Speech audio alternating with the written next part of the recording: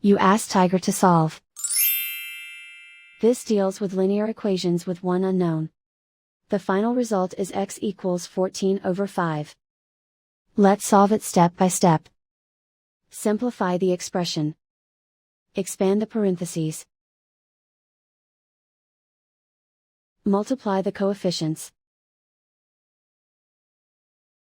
Simplify the arithmetic. Break up the fraction. Group all constants on the right side of the equation.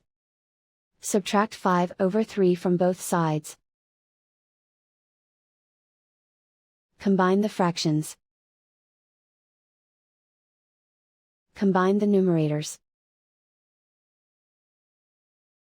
Reduce the zero numerator. Simplify the arithmetic. Convert the integer into a fraction. Combine the fractions. Combine the numerators. Isolate the x. Multiply both sides by inverse fraction 3/10. Group like terms. Multiply the coefficients. Simplify the fraction. Multiply the fractions. Simplify the arithmetic.